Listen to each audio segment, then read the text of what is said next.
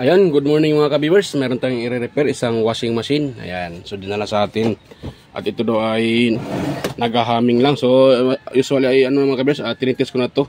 Actually tinitest ko na siya. So naghahaming lang. At pag iniikot sa kamay, gagana naman siya, kaso isang ano lang, isang ikutan lang. So wala na siya, hindi nagre-reverse.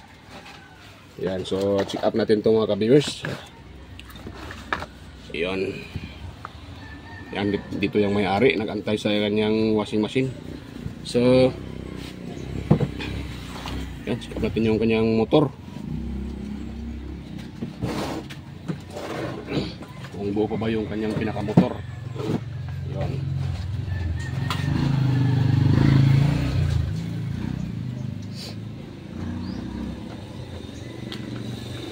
Yan, so sa mga baguhan pa lang dyan sa aking YouTube channel, huwag niyo pong kalimutang i-subscribe at i-like yung ating video kung inyong nagustuhan. Ayan, huwag nyo rin kalimutang i-share sa iba para makatulong tayo sa iba na gustong matuto mag-repair. Ayan, so kung nakita nyo, wala naman siyang leaking mga ka-viewers. Ayan o, ayun o, walang leaking. So wala namang, hindi naman sira yung pinaka gearbox. At yung motor niya ay bagong bago pa yan o. Yun o, bagong bago pa yan mga ka-viewers. So bakit siya naghahaming lang? Yun. At isa lang ano, sa isang reverse lang, hindi na hindi na siya, wala siyang reverse mga ka-viewers. Kumbaga, isang tuyok lang. So buo naman yung kapasitor, hindi naman lumubo. Ayan. So pag ganito yung inyong washing mga ka-viewers, unan yung i-check yung kanyang motor. Yan, dahil huwag niyong paghihalaan yung ano, yung power cord, dahil mayroon naman siyang power. Nga lang naghahaming. Yun. So ito pala mga ka-viewers ay na-repair ko na to.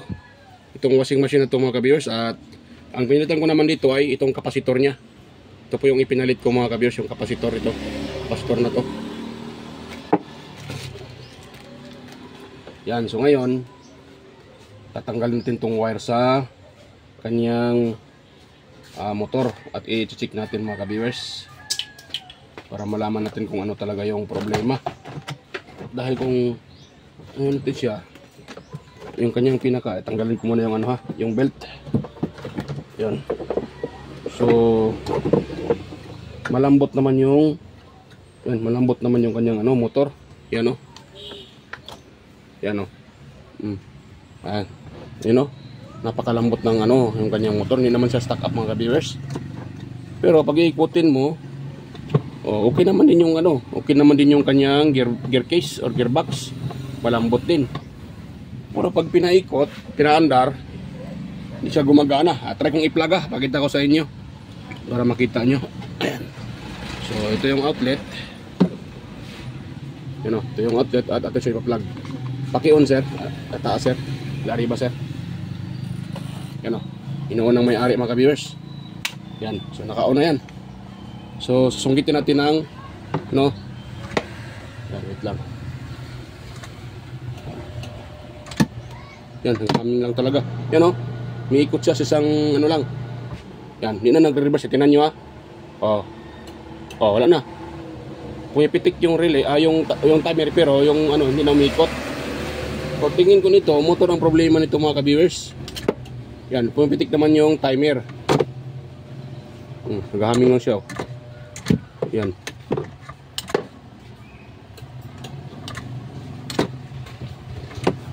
Yun.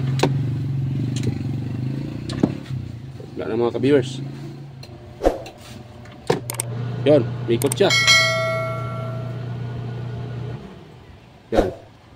Tapos pag dito, yan o, wala na. Wala na siya mga ka-viewers. Hindi naman siya matigas kasi pag matigas ito, may problem. Ay, mamikot pala. Minsan. Wait lang ha. Direct mo boss? Hindi, yung ano sir, nakalagay na yan sa strong. Yung ibig kong sabihin na direct, yung sa strong sir. May dalawa kasi ano yan sir. At dos bilugas. Heavy pati ano. So naka-heavy yan sir. Naka-normal siya, heavy na yun. Oh, naka-heavy na yun siya. Siya nakita nyo mga kabeso? Wala. Yan, may ikot siya pag tutulungan. So, yan. Oh, reverse naman siya. Ay, wala. Yan, tingnan kung reverse. Kulang ang ano.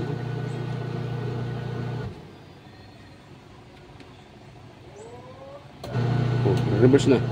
So, ngayon, try natin siyang lagyan ng ano, kung kaya niyang, yan, lagyan natin ng sa ulit natin yung kanyang belt. Kung makaikot siya. Okay. Bago pa yung belt. Makapal. Yan. So, try natin lagyan ng, yan o. Try natin isalpak na may belt siya. Yan.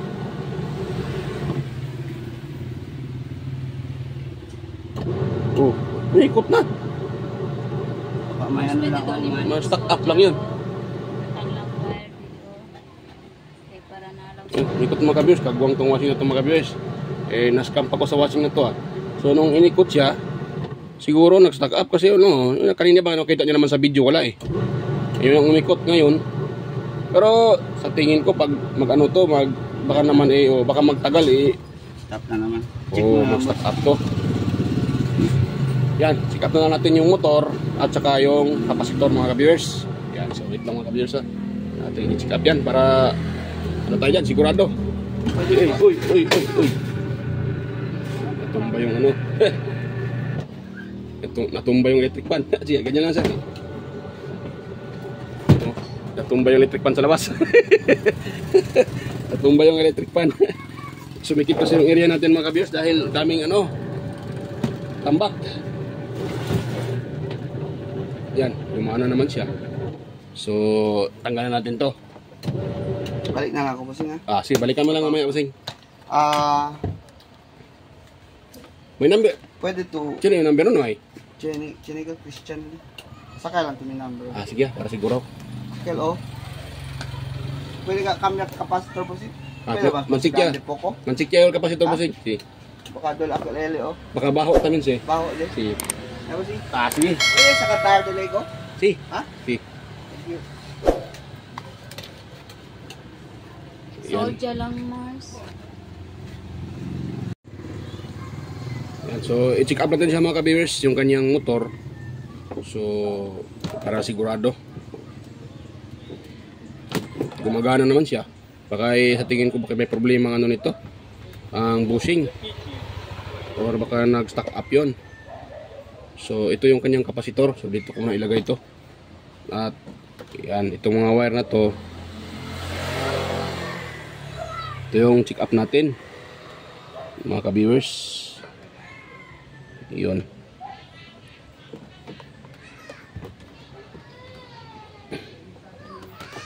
Yan, tanggalan natin ito lahat mga ka-viewers para makasiguro tayo dito mga ka-viewers. Yun, so ito na yung wire sa motor. So kuha tayo ng tester. Mas maigi na ma-check up natin lahat-lahat para sigurado tayo sa tama ating gagawin kung anong problema sa washing na to. Hirap mangula-hula. Yan. Kailangan natin mga viewers check upin lahat para sigurado.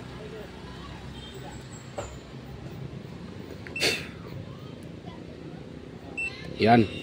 So nakalagay na sa auto yung tester ko mga ka-viewers ha. Yan, nakalagay sa auto yan. Yan. Hindi pala kita. Ayun. So naka-auto tayo. Naka-auto.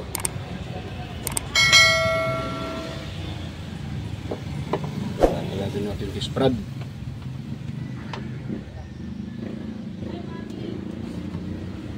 Yun. Bukas na to, kagalaw. Yan.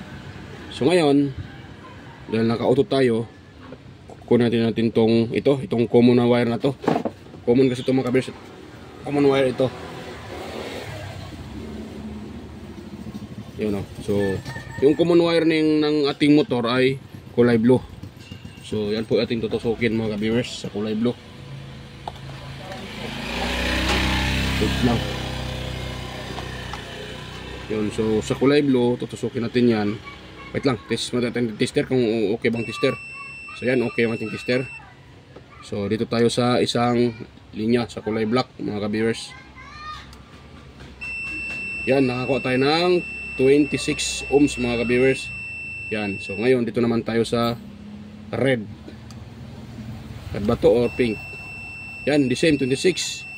So ngayon, pag i-add natin yan, dapat makakuha tayo dyan ng, kung 26 plus 26, 52. Running 53. Dapat. Yan, 52. Yan, so ibig sabihin good yung motor mga ka-viewers. So, bakit siya ganina? O baka nag-stock up to. Yan, so try natin i-check yung kanyang kapasitor. Yan, so nakatest tayo sa, yan o, itong settings natin sa capacitance. Yan, nakalagay tayo sa capacitance settings. Ngayon, check up natin itong ano, itong kanyang ito. Dahil nakalagay dito ay 11 microfarad. So, try natin i-test mga ka-viewers itong kapasitor niya.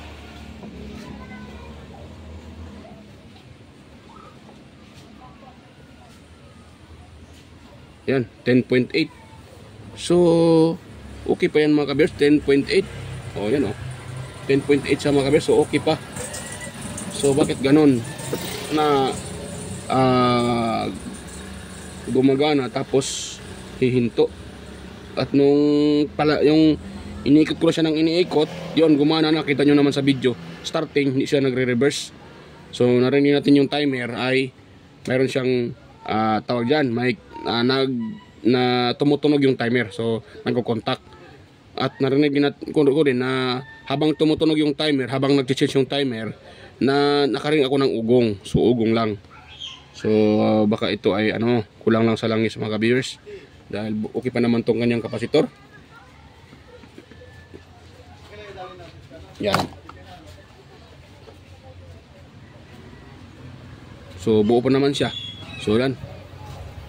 Tara natin itong ano, lagyan ng langis mga ka-viewers. Yan. Lagyan tayo ng langis. Baka siguro ay inaano ito. Namamuo yung sulalim, kaya nag-stock up. Hindi ko rin maipaliwanag ng mayas mga ka-viewers dahil hindi naman siya nabasa, you know? Wala namang leaking. So bakit siya nagkaganon na tawag dyan?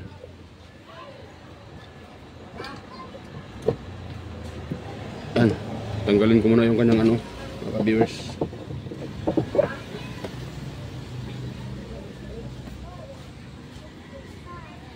Ang problema din nito, yan, kalawang na rin yung ano, kalawang na rin yung kanyang mga screw. Patay tayo nito mga ka-viewers. Nalawang na yung kanyang screw. So, kailangan itong baklasin eh. So baklasin ko mo ito mga ka-viewers ha. Balikan ko lang kayo pag ito ay nabaklas ko na. Yan. So yan mga ka-viewers, nabaklas ko na yung to, nabaklas ko na siya mga ka-viewers. Tapos nung binaklas ko siya mga ka-viewers, nung ito ay inikot ko, ano siya? Maganit. Yan, maganit siya ikutin. So, pasensya na hindi ko na-videohan yung pagbaklas at saka yung pag ano ko nito. So, yon. Yung nung inikot ko sa kamay, maganit siya mga ka-viewers. Ngayon, malambot na. Ang ginawa ko lang mga ka-viewers, kahit nung una kasi, naka-repair ako nito na katulad nung brand niya na Astron din. So, ganito din yung problema. Ay, ang reklamo ng customer ay bigla siyang umuugong lang. So, sa katagalan nilang gamit. Umuugong. Yun, so ngayon ang ginawa ko rin, yun, tinanggal ko rin yung motor at alam niyo ba mga ka-viewers, ang ginawa ko lang noon, pati ito. Yan, ang ginawa ko rin, katulad ng ginawa ko nung una, sa unang kong customer, ay pinukpok ko lang ito, martilyo gamit ko mga ka-viewers. Yan, yung ginagawa ko kanina. Sayang, hindi ko na on yung cellphone at hindi ko na videohan yung pagpukpok ko. Ginaganon ko lang siya dito, tsaka dito sa kabila, dahil maganit siya eh. Yan, ginaganon ko lang. Nung inikot ko na to, napakalambot na niya mga ka-viewers. Kaya pala umuugong dahil yung motor ay umiinit, dahil hirap makaikot. So hindi naman natin masasabi na sira yung bushing dahil hindi naman siya maingay. Pag bushing kasi ang sira mga ka-viewers, maaaring maingay yung motor. Ito naman ay hindi maingay. Yan, so meron na kasi akong na-repair dati na ganito na parang hindi naman natin masasabi na disalign yung bushing, pero parang ganun na nga dahil nga gumaganit siya. So nung pinokpok ko siya ng dito banda, kahit saan dyan basta iano nyo siya, pasabol dito, popokpokin nyo sa kabila din, ito popokpokin nyo rin. So nung pinokpok ko dito at saka dito, ayun, tumino, lumambot yung shafting.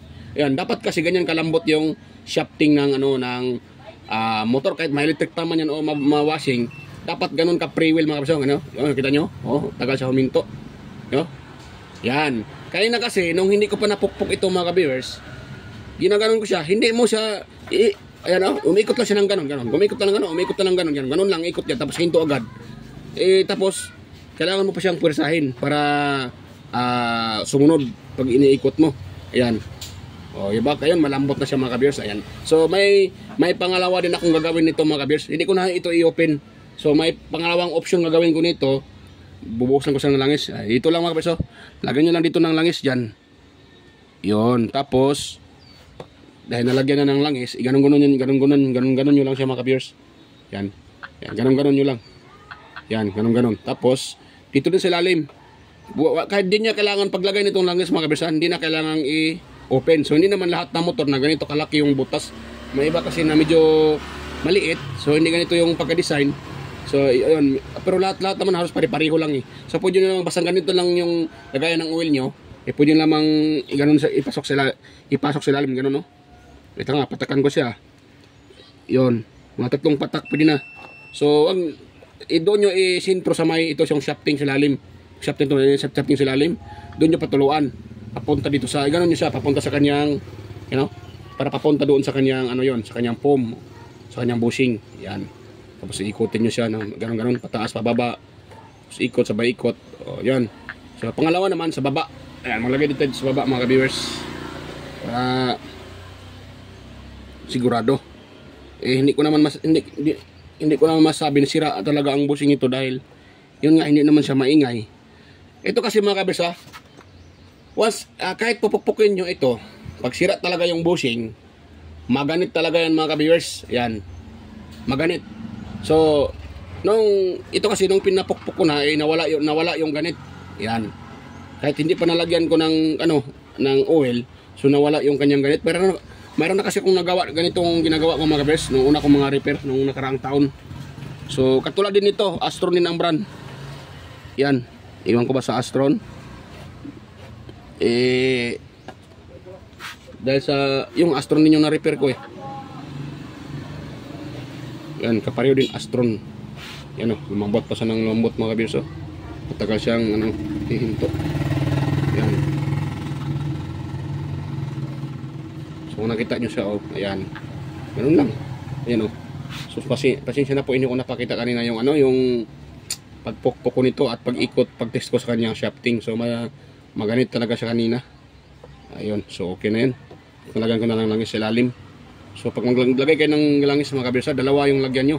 At taas, pati sa baba. Ayan. Ito ang ginagawa ko, lagyan nyo dito, lagyan din sa ilalim. Iganon nyo siya, iganon. Ganon, tapos lagyan dito ng langis. Patuluan yung, saan yung makita nyo yung shafting ito, itong sa ilalim. Yan, dun yung ilagay yung yung oil. Gawa siguro, amot na sunod. Tapos dito din. Dito. Yan, lagyan nyo dyan mga ka-viewers. Yan, tapos ganon-ganon nyo siya. Malambot na siya mga ka-viewers.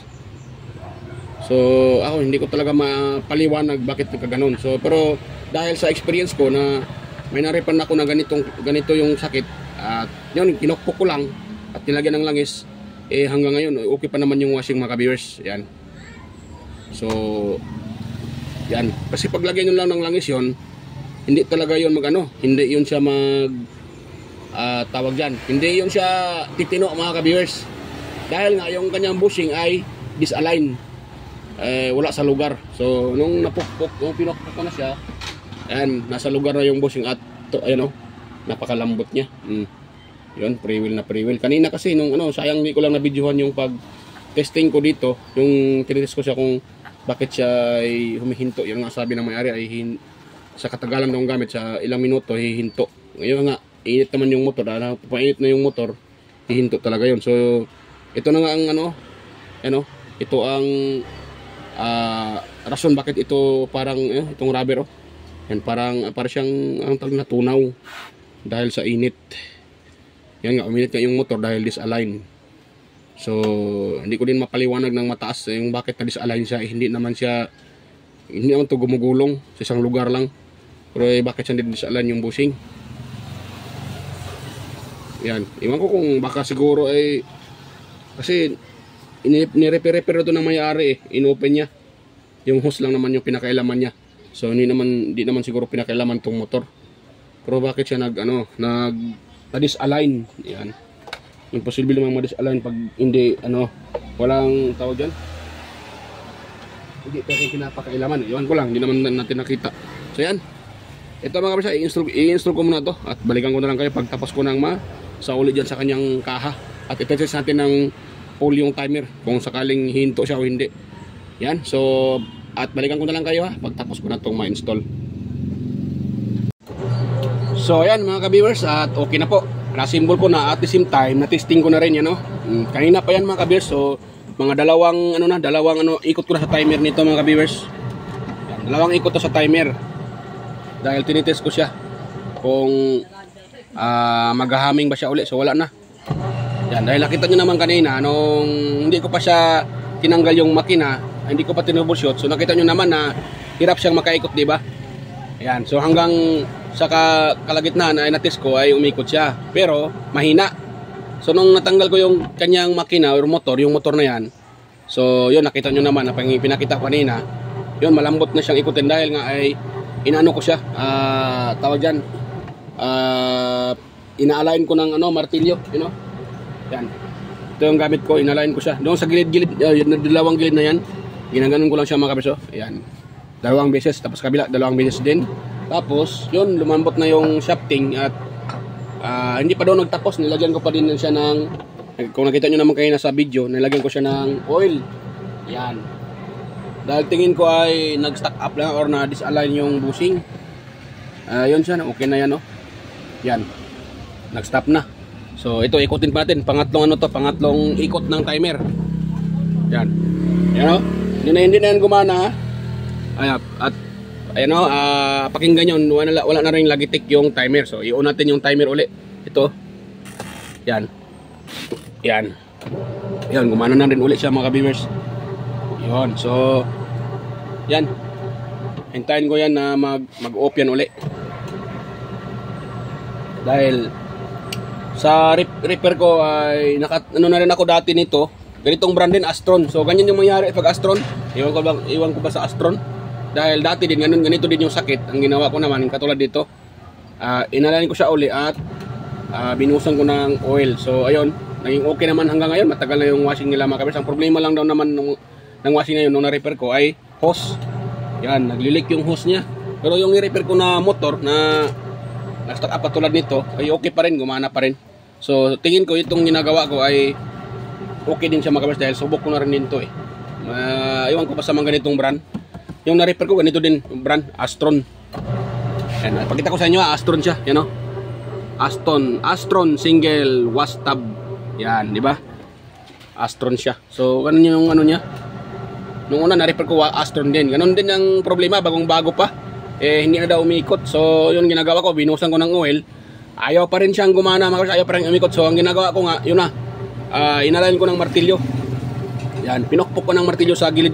Ayun yung kabilaan, pinukpok ko ng martilyo para ma-align uli yung shafting. Kaya ayun, gumana siya. So ang nangyari nito katulad din nung repair ko sa una. Kaparehong brand, Astron. Yan. So yan, okay na yan siya mga ka-viewers. At ayan yung timer. Yan, hintayin natin yan hanggang mag-off yan. Yan, shout out dito sa kasama ko. Yan ang kasama ko. Ayan. Ayan. Yan yung isang kasama. Yung isa wala dito. Walang duty. So yan.